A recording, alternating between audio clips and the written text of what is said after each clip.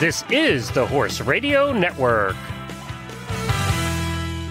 This is Coach Jen. The Dressage crew is out and about this week, so sit back and enjoy this classic episode from the Dressage Radio Show Audio Vaults, featuring Western Dressage co-hosts Karen Abatista and Timothy Christensen, and their guest, USEF R Judge Charlotte Trentleman.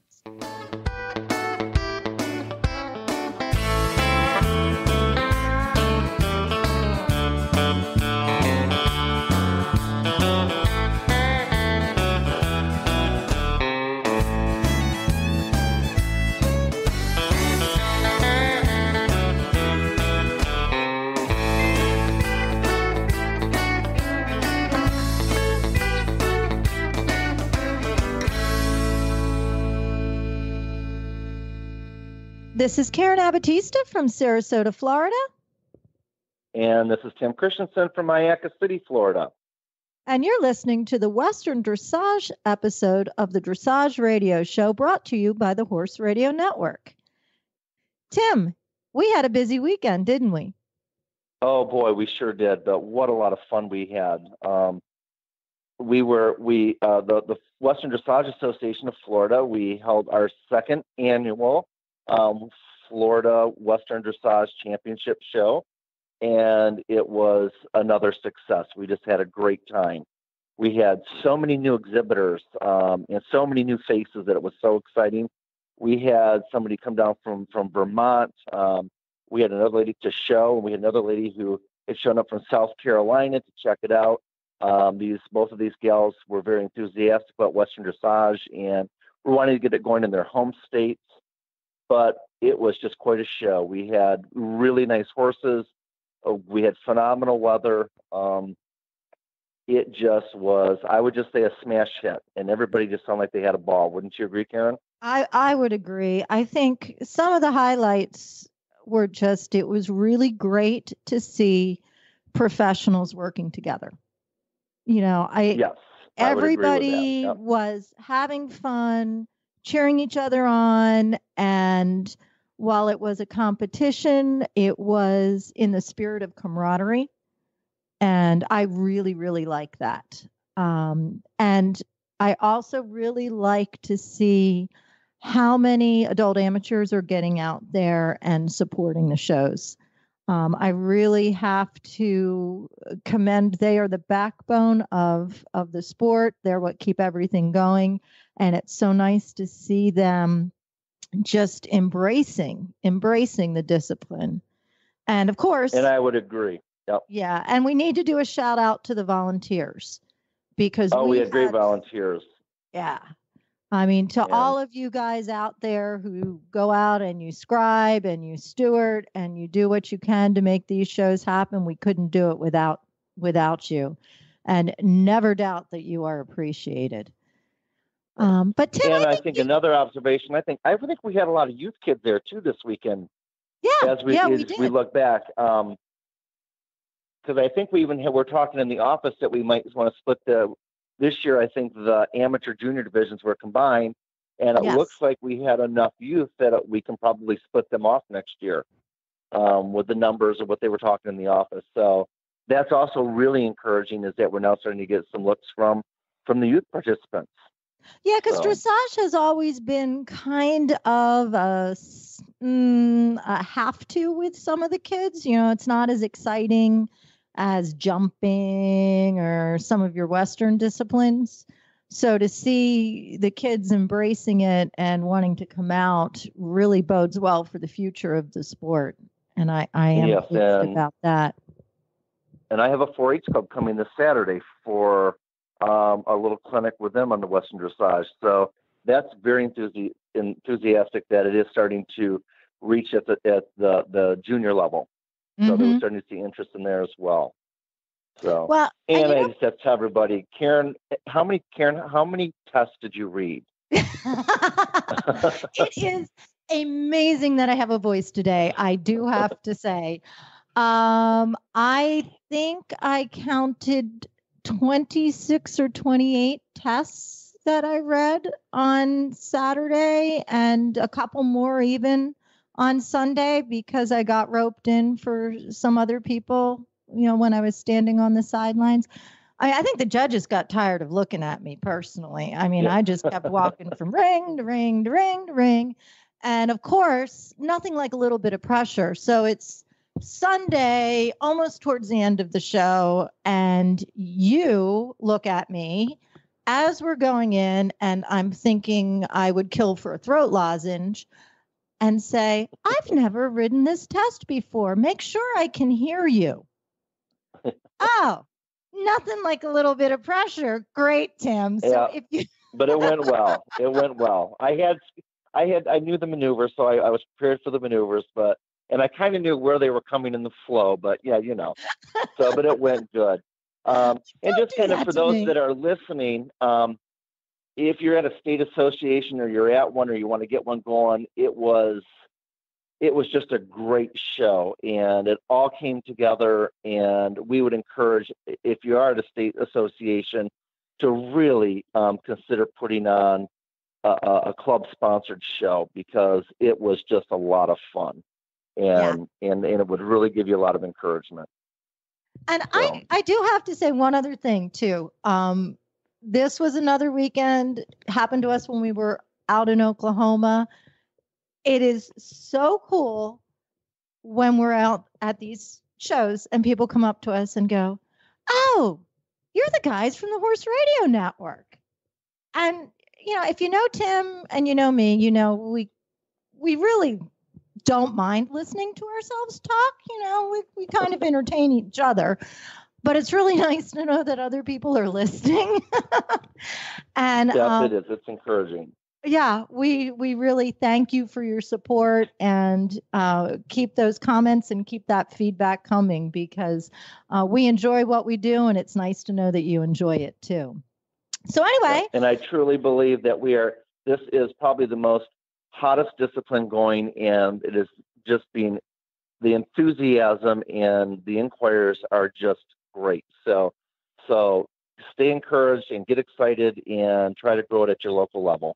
Absolutely.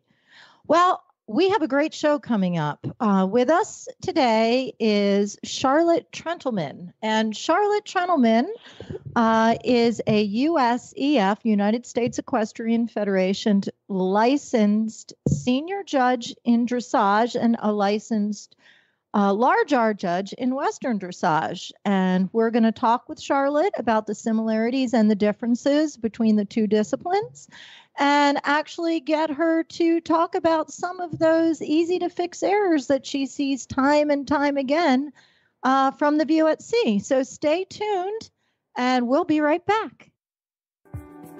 She had waited all her life for this moment, dreaming about it since she was 10 years old. The trailer ramp touched the ground. He whinnied as she backed him out, swinging his head around to get a good look at his new home. His coat gleamed in the sun. Her love had arrived. She was breathless. He was beautiful. She could hardly wait to tack him up and start off on what she was sure would be the best times of her life. This love story is brought to you by Contribute, providing essential omega-3 fatty acids that help maintain low inflammation levels throughout your horse's body. The horse that matters to you matters to Kentucky Performance Products. Call 859-873-2974 or visit kppusa.com to order today. So joining us this episode is Charlotte Trentleman. Charlotte is a U.S. Equestrian Federation S dressage judge who has competed through Grand Prix.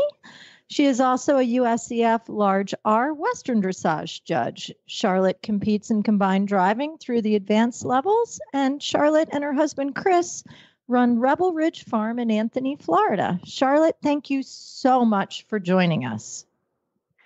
You're welcome. It's my pleasure. Now, as a licensed judge in both traditional dressage and Western dressage, we figured you're the perfect person to ask about the similarities and the differences between the two disciplines, because that seems to be one of those questions that comes up over and over again with our listeners. What exactly is Western dressage, and how does it differ from what they're used to seeing in the USDF competitions? Well, first of all, we see an awful lot of it in the schooling shows in our area. And most of the judges at my level don't necessarily do a whole lot of schooling shows. But I do get a lot of questions from the L judges, the small R judges that are asked to do that. And the advice that I give to them is that, yes, basically the same things are in progress. The basics of the gait are there.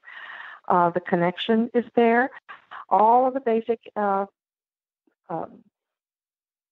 if you will, steps that you would do in a normal dressage class, you would also do in the Western. But where the difference is the Western dressage has more of an emphasis on obedience, accuracy, connection being light and quiet, and a free-flowing feeling. Not that that's not certainly sought after for in the straight, but in the straight dressage, also there's a little bit more of emphasis on the athleticism and brilliance at times that gives that type of horse a little bit more of an edge, even though it may not be as obedient or accepting of the bit. I really like the fact that in Western dressage, they ask the horse to work with the rider. They ask the horse to bend with the rider. They ask the horse to be quiet in the bridle, not to come behind, not to be forced. It has to be free-flowing. When you have that, you get good scores for it. When you don't have that, you have to charge down, even though the horse may have very, very good gaits. If they're not behaving, if they're not relaxed and bending, then you cannot give a higher score. So we're kind of emphasizing rideability over brilliance. That's true, although a brilliant horse that's balanced uphill and has a lot of athleticism and suppleness through the back will probably get a higher score if it's doing everything else just as well as a horse not so brilliant. That's going to be the same in either division, either the traditional dressage or the Western dressage. It has to be. Okay. And a couple questions, Charlotte, as you know, I come from a strong Western background from the all-around horse. And if you could just go through, and like you talked about the bend, and I think the Western people who are coming in new is the proper bend. And it took me a while, the bend and the arc around your circles or around your leg. And it's not just bending the head in or the neck, but that proper bend in the body. And also that word that you just brought up, suppleness in the back. As we get some of these pleasure horses or the all-around horses that may be a little tighter gated, a little tighter in their back, explain that briefly if you could for the listeners.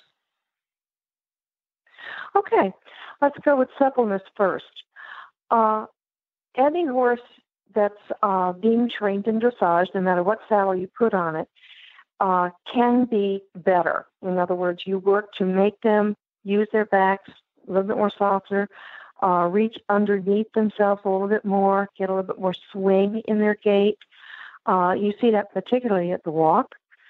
And when you have a horse that's a little bit short behind, you have to kind of work it. Well, why is this horse being this way?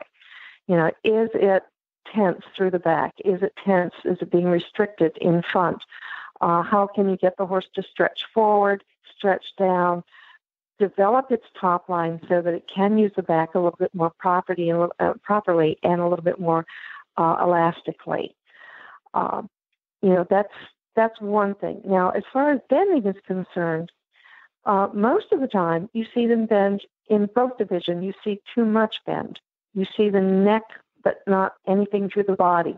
Or worse, you see the shoulder pops out, the neck stays in. I've seen that. And it's not really a correct bend, but you think, oh my goodness, I got this really great bend for my leg here. No, the horse is just sort of avoiding and not being straight. A horse, if it's straight to your aids, even if it's straight on the curve of a line, if you can imagine that, if it's straight, it's going to be able to work through its hindquarters a little bit better. The power will be there. That's where the engine is. So if you straighten the horse, say, and you ask it to move forward, and you're not restricting in front, but it's balanced and pushing up from behind, you should feel like a little uphill balance, actually. And if you come on a bend, say, through a circle or a smaller, like through a corner, you should always feel like you still have the horse straight on your aids. And when you come out of that turn, that horse is still moving forward in the same tempo that it went into the bend, into the corner with. Like I say, I really see too much bend, or the big mistake that you often see when you have someone who makes a turn, say, at B or E, come across the center line and then change the direction.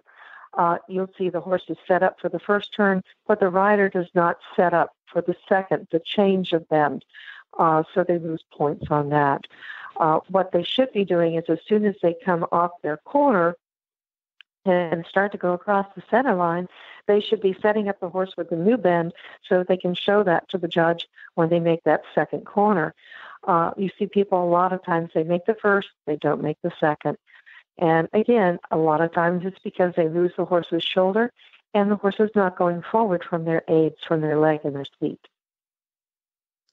So Perfect. when we talk about bend too and straightness, because I heard you mention straightness, one of the things I see a lot with some of the horses coming over from the Western disciplines is a lack of straightness in the lope. I don't know. And they refer to that as being canted, where they want that hind end, the hindquarters in. They refer to that as being canted. Why do they do that? They want that? It seemed to be a fad that came on several years ago, and there's lots of different reasons, but it is there. As you know, that mine came from that background. And boy, it took me a long time to get that fixed and to get them to move straight. And Karen, as you know, every now and then it reappears. Oh, yeah. When they get tense, all of a sudden you're doing a head to the wall leg yield in a canter down the rail. Yeah. And you're like, all at once you move wrong and they're like, okay, here we go again. And you're like, no, go straight. So, yeah. That's one of those things where I just have no idea why someone even came up with that, because it makes no sense to me. But teaching these horses to go straight then in a canter or a lope has been quite challenging. It has been. And it took me a while to redo it. So, Charlotte, if you could talk to the listeners about the importance of straightness as we're going down that rail, because that's when our horses want to cant in or not, and why it's important. Because someone said to me once, they said, become obsessed with straightness. And that stuck with me as I was redoing my horses. So let's, the importance of straightness when we're coming in straight down the center line. What are you looking for? Well, when the horse is coming straight down the center line, I'm looking for the front 2 feet if I'm sitting at C. And hopefully I don't see the rear. In other words, they come in straight, they stop straight, and they move off straight. And for that, the front legs and the hind legs are tracking the same way.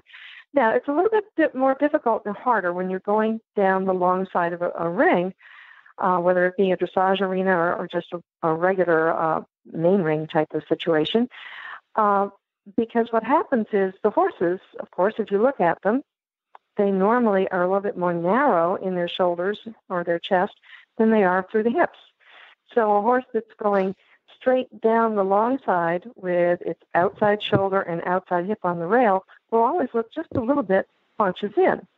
This is not to be confused with, actually asking for a leg yield down the long side, which, that's a whole different deal.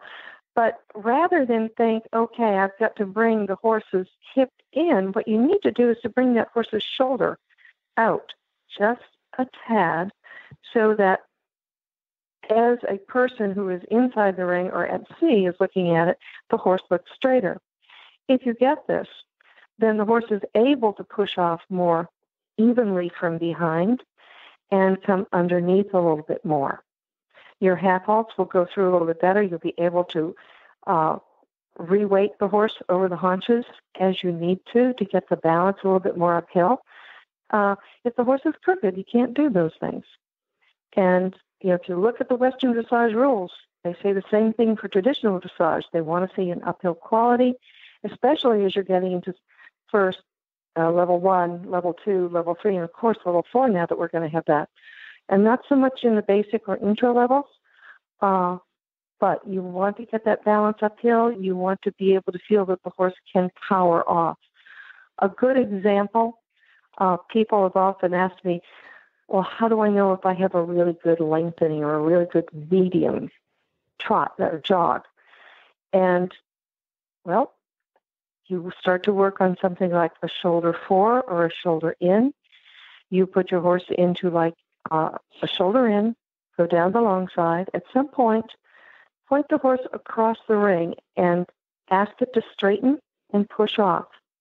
If for a couple of strides you feel real push from behind, that means that the horse is lengthening, is pushing off, and also you have weighted that inside hind leg enough so that it can demonstrate that. That's why we ask horses to sit a little bit more when we're asking them to come into collection. That's one of my favorite training exercises. That was the old fourth. Was that 4-2? Fourth level test 2 at one point? You had to do that shoulder in to a medium. I loved that. It was from a test a long time ago. That's for sure. And I'm not. You shouldn't say it like that. Sure not that long ago. I'm not that old. No, you're not.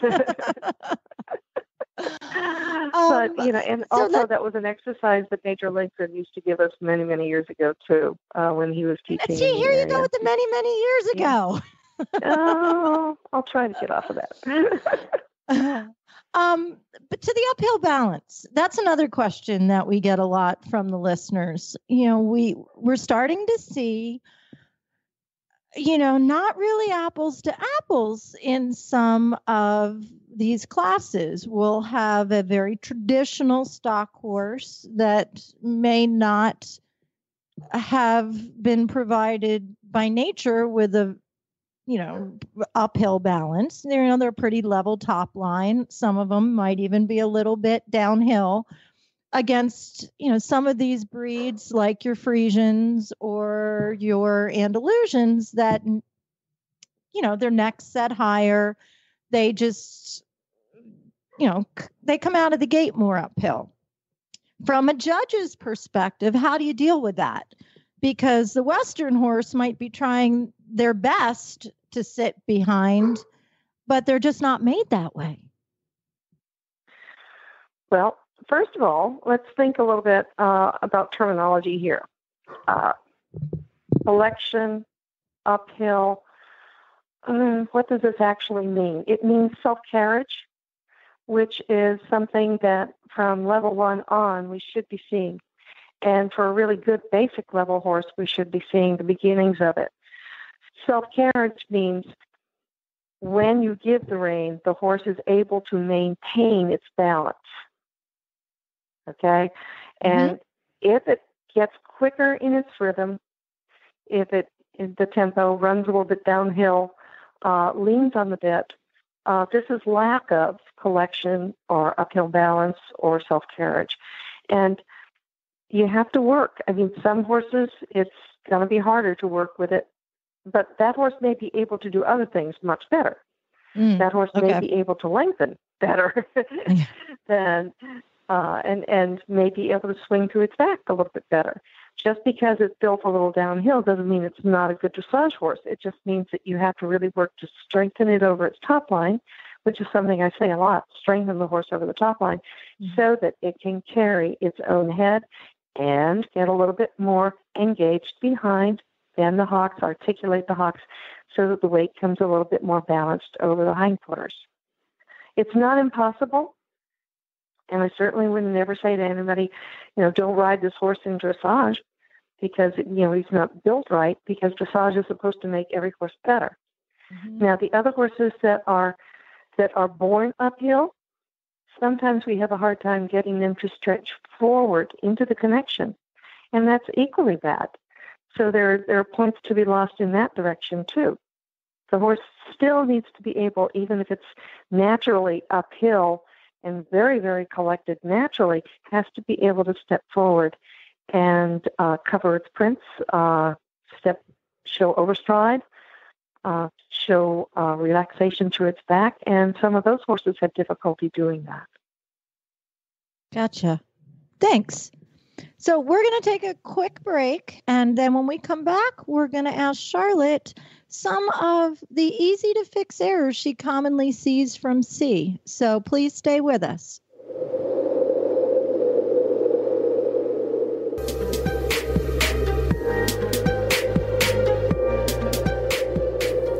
This winter grooming tip is brought to you by Horsewear Blankets. Joining us are two of the top grooms in the country, Eventer Philip Dutton's groom Emma Ford and Kat Hill from World Class Grooming. Well, our Horsewear winter grooming tip of the week is brought to you by Kat. And Kat, this time we're talking about keeping your horses warm after a workout. And I think there always is some confusion exactly what to do here. I do think it's one of the most confusing things, and especially for people who don't necessarily have access to beautiful indoor that attaches to stalls. If you're having to go out in the wind or if you've been out for a trail ride, how exactly do you keep those horses warm from having their muscles seize up and get stiff and uncomfortable? The biggest rule of thumb is simply to never leave a damp, warm horse uncovered. You want the horse to cool out slowly. It's actually the opposite of what we think of when we think of the summertime. You really want them to not go from warm and sweaty to freezing cold all at once. Sweat evaporates, which cools them off, which is great in the summertime and works against us in the winter. So I actually leave my tack on until I have a fleece over their rear end, and then I will remove my saddle and saddle pad. But I don't take my saddle and saddle pad off and then put it down and go get a fleece, because I think it can catch a chill quite quickly when it's properly cold. The same thing, I actually try to use a quarter sheet at the beginnings and ends of my workout so that when I'm doing my walking cool down, when I'm on them or hand walking them, they have something over their quarters to keep them warm. I also try to layer blankets, especially up here in the north, where most days, if you're riding after work, are going to be close to freezing or below freezing. It's very hard to just have a fleece on them. They'll get cold. So what I'll actually do is put a sports net, or the Rambo Luxury Cooler is really nice. It's a dual layer that wicks, or even the fleece-lined Ionic on top of them, and then I put another blanket over top of that to wick away any moisture, and then have the protective layer from the wind on top of it. And I actually don't walk forever. I let them stand, but I just make sure that they stay covered. And especially if you've got a limited amount of time after work and you got to get them dressed again before you head home, putting something underneath their regular blanket that helps wick will prevent them from getting chilled. So the horsewear blankets or fleeces that we'd recommend here are the Rambo Sports Net as your base layer, and then the Rambo Luxury Cooler or a fleece-lined Ionic as your second layer. Well, thank you for that, Kat. Good advice. Where can people find more about what you do? We're on Facebook, Instagram, and our website are all the same. It's World Class Grooming. Our website is worldclassgrooming.com, and then you can find us on Instagram and Facebook at just World Class Grooming. And don't forget the book, World Class Grooming. You can find that at the website as well. Great holiday gift. This tip was brought to you by Horsewear. Have you ever wanted to own your own Rambo? Well, here's your chance. From October 3rd to November 23rd, receive $50 off any Rambo turnout blanket, including the Rambo Duo, the Optimo, the Original, the Supreme, and all the others in the Rambo turnout line. All you have to do is trade in your old turnout from any brand for a horse in need. Simply visit horseware.com/trade for more information and fill out the form for the voucher you will need to get your $50 off. The complete list of retailers is at horseware.com/trade as well. Open to U.S. and Canadian residents only. Go to horseware.com/trade today and replace that blanket with all the holes for one of the best blankets on the market, the Rambo Turnout line.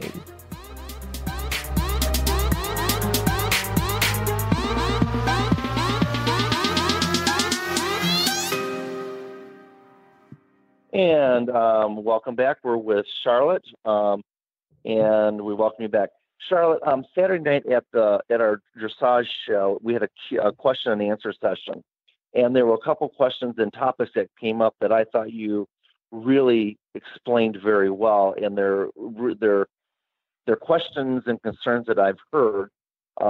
One is Western dressage big dressage horses in Western saddles, and the difference between jogs and trots and lopes and canters. And I really thought that you explained that really well. Could you just touch base on that?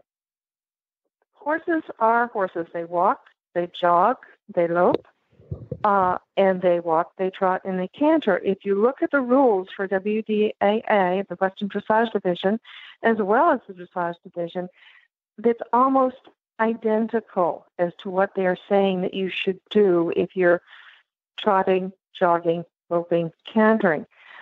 The difference is, like I said, when you look at it, it's the obedience, it's the accuracy is where they make the higher points in the Western dressage. Now, but you still have to look at the basics. And the very bottom of the basic scale is rhythm. What's rhythm? Rhythm is the 4-beat walk, the 2-beat jog or trot, and the 3-beat canter or lope. If you don't have that, you're not going to get a good score. And I've seen time after time, you're watching a class, you watch one horse go across the diagonal at the walk. Okay, it's walking, fine. You watch another horse go across the diagonal at the walk. You watch it, it's walking, fine. One horse gets a 5.0 for its effort, the other gets a 7.0. And the riders compare, and they go, oh, my goodness, well, gee, we both walked from point A to point B here, or point M to point K, if the case may be. And, why did we get a different score? Well, it's their gaits, the quality of their gaits, because we also look at that. And that's what a dressage judge does. And it doesn't matter what saddle you got on the horse, we first have to look and be sure that the gait is clear, the gait is pure. We see a lot of problems with the walk.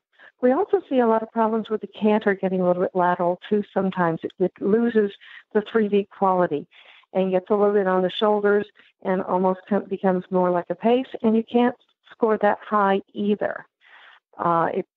You have to kind of look at that, and then from there, you say, okay, but this horse, okay, has a really good walk, but he's a little bit fussy in the bridle, so you have to take it down a notch on your score.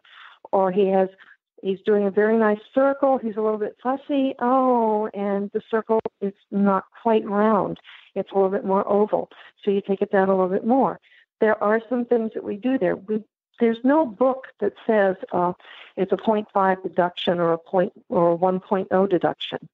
You also have to look to see how bad it is. A disobedience sometimes is momentary, fleeting.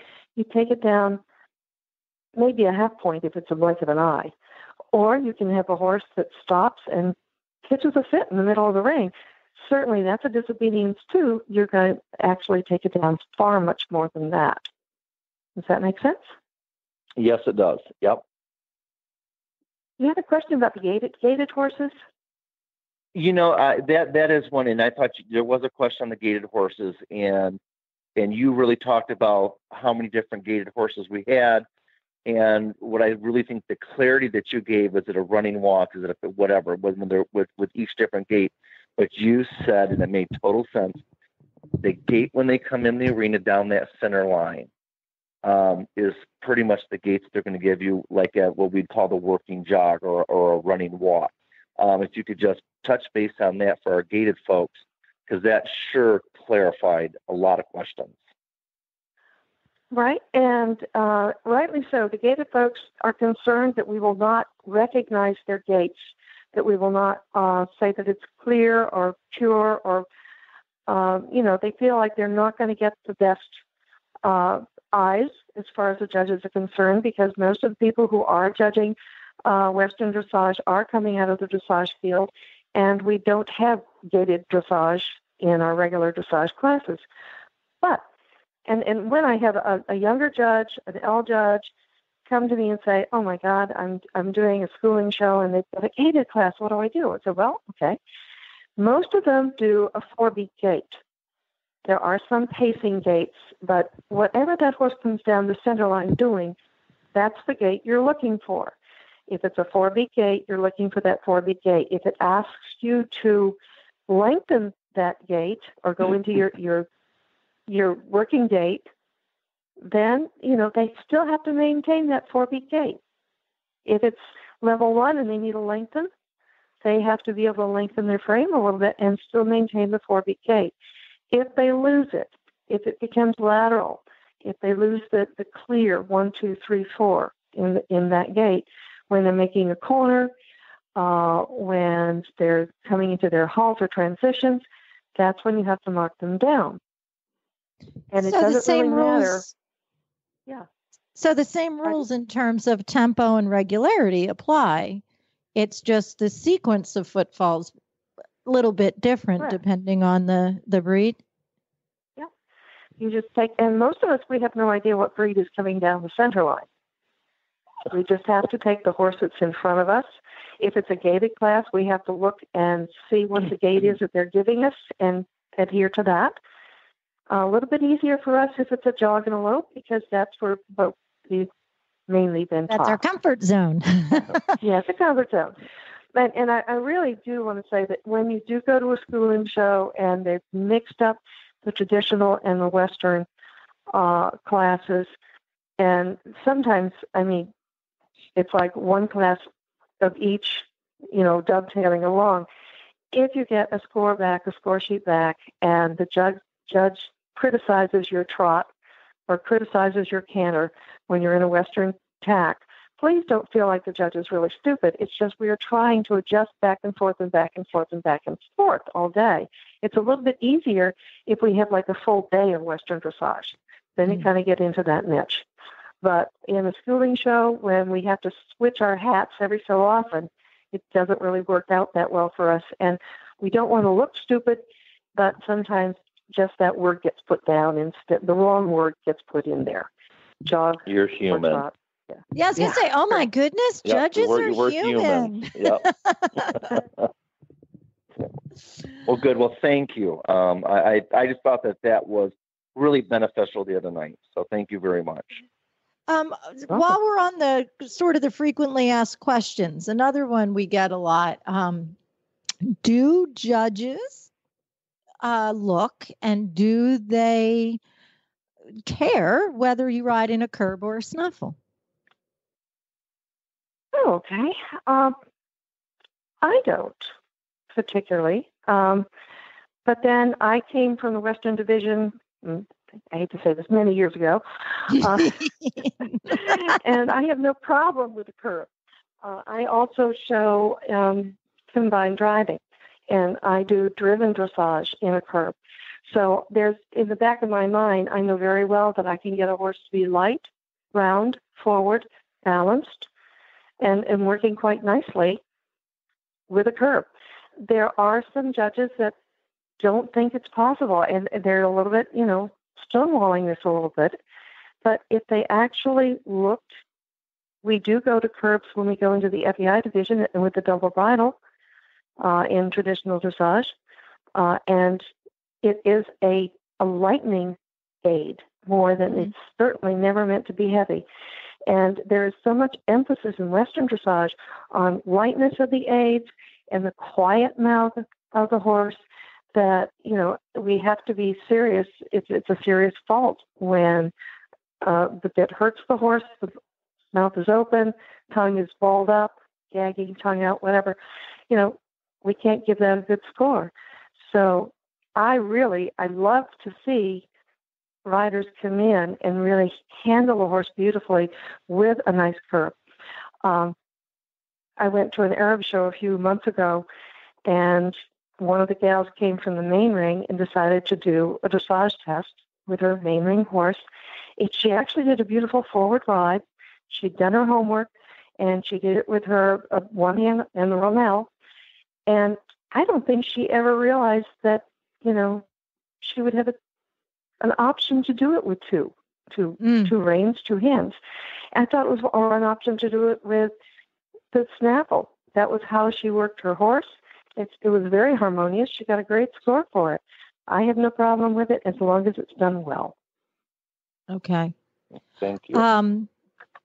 And that I had another question about that, and I just completely went out of my head because I was listening to your answers so intently.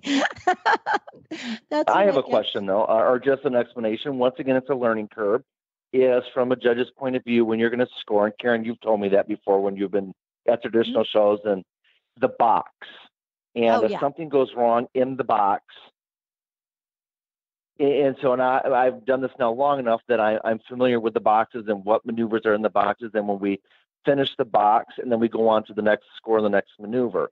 So common errors that, I was doing is if something's going to fall apart in one box, it falls into the next box. And I'm now learning to go from, I'm trying to explain this, go from box to box. You know what I'm talking about, Karen? This was how would you fix it? Yeah. This is kind of what I talked to some of my competitors, when things go wrong in the show ring.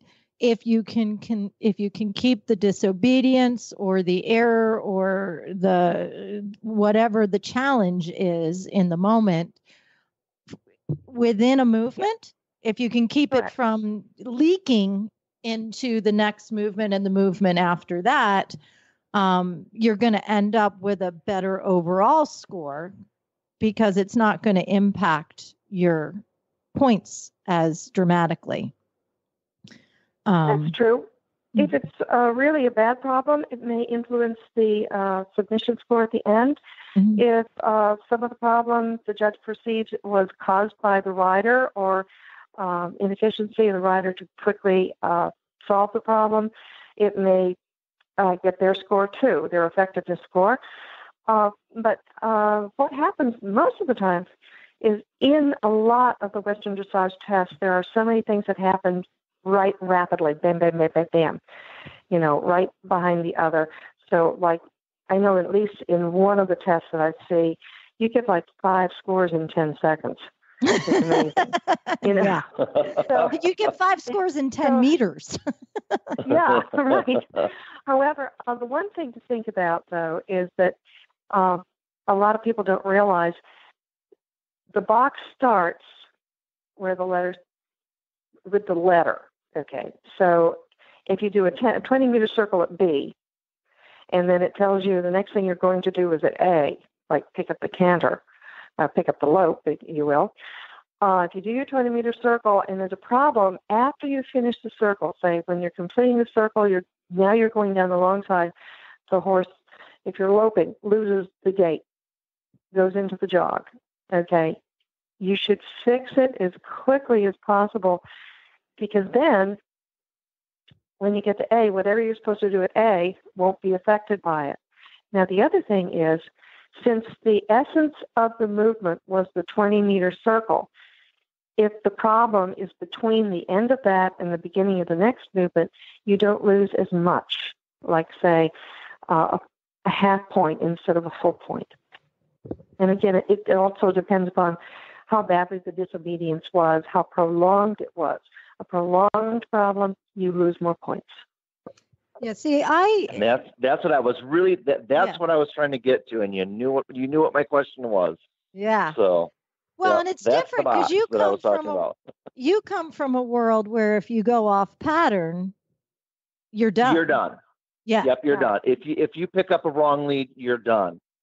And in the dressage world, you get that 2-point error, and even so it's not it doesn't affect your overall score. But yeah, so if things go wrong, keep right on riding. Thank you.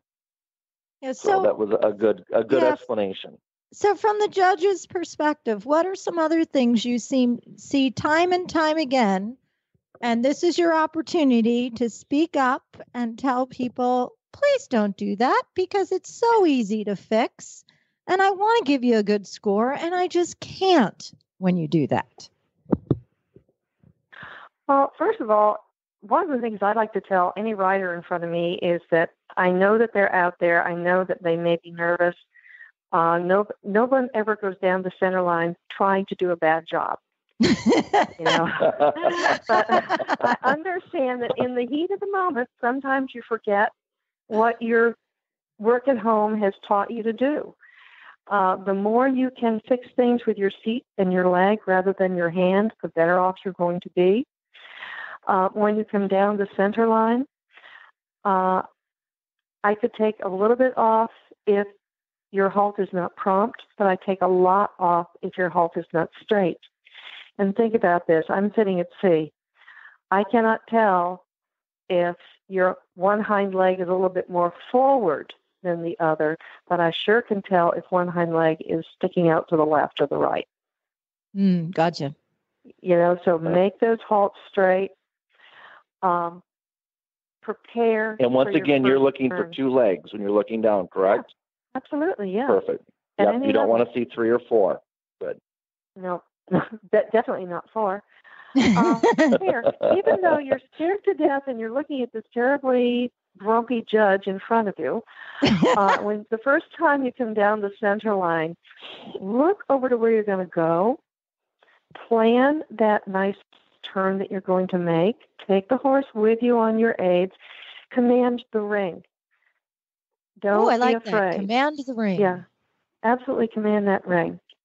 And then one of my biggest problems that I see with, let's see, half turns from B to E, half circles, as well as 20-meter circles, is people who make ovals instead of the actual half circle or circle. I like the abstract geometrical shapes, personally. Oh, well, yeah, the potato. Here's the potato. Right. We see that occasionally.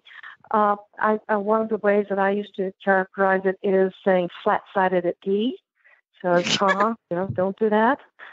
And everyone says, oh, you can't tell if they're doing a half circle from D to X and a half circle from X to E.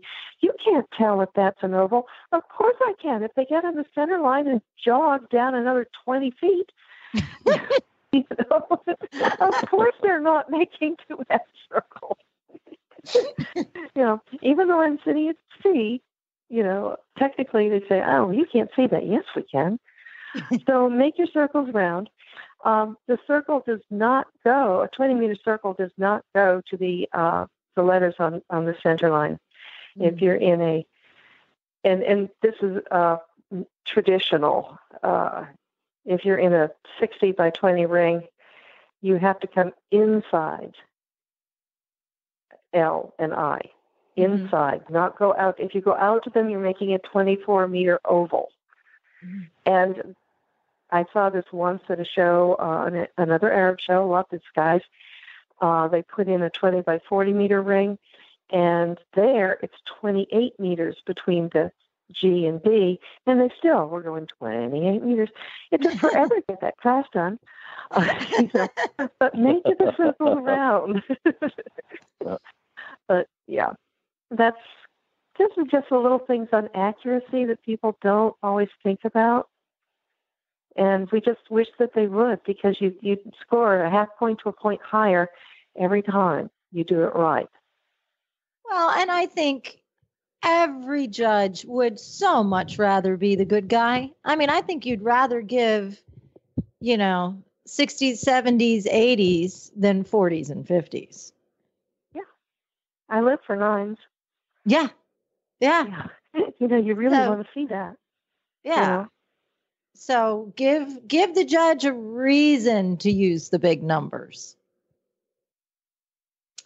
Well, Charlotte, it has been absolutely a pleasure speaking with you. I think we're pretty much out of time. I enjoy working with you. I enjoy learning from you. I enjoy riding under you. And now I've enjoyed having you on the radio show. So thank you so much for your time. Hello, folks. Uncle Jimmy here, and welcome to the world of Uncle Jimmy brand products, where funny names mean serious products. Featuring Uncle Jimmy's Squeezy Buns, the squeezably soft hand treat that your horse will love. The award-winning Uncle Jimmy's Hangin' Balls. Uncle Jimmy's Sugar-Free Ball. The incredible Licky Thing, also in sugar-free. The amazing Uncle Jimmy's Pecker Wrecker. And the Big Licky.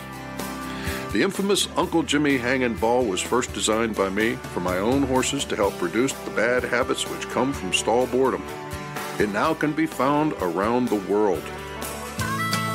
This nutritious, flavored, filled boredom buster will help keep your horses occupied and happy around the clock.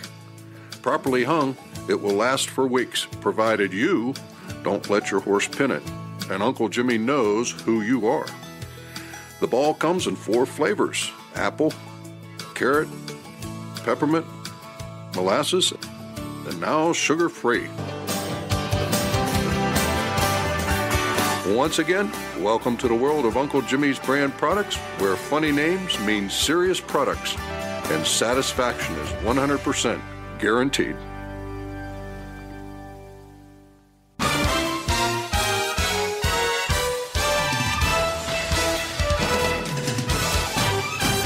This week's dressage training tip is brought to you by Total Saddle Fit, home of the shoulder relief girth at TotalSaddleFit.com. Our Total Saddle Fit tip of the week is about holiday shopping and some book suggestions you might want to look for on Black Friday and Cyber Monday. Some of my personal favorites: 101 Western Dressage Exercises by Jack Blue. We had Jack on the radio show not too long ago. She was a fantastic guest, and that's a fantastic book, a must-have in my opinion. Dressage for the Not So Perfect Horse by Janet Foy. While it's written with the traditional dressage rider in mind, it's great for the Western dressage enthusiast, as is When Two Spines Align, Dressage Dynamics by Beth Beaumere. More cross-training, book 2, Build a Better Performance Horse with Dressage by Jane Savoy.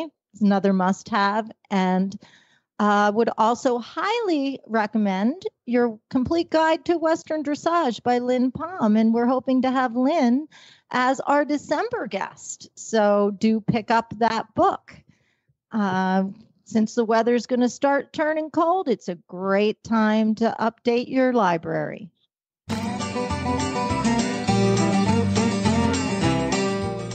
Well, Total Saddle Fit has the cinch that you've been looking for your Western dressage saddle. The shoulder relief cinch actually changes the position and angle of the billets to prevent the saddle tree from interfering with the shoulder. The center of the cinch is set forward to sit in the horse's natural girth groove, while the sides of the cinch are cut back to meet the billets 2 inches behind where the horse's natural girth groove lies.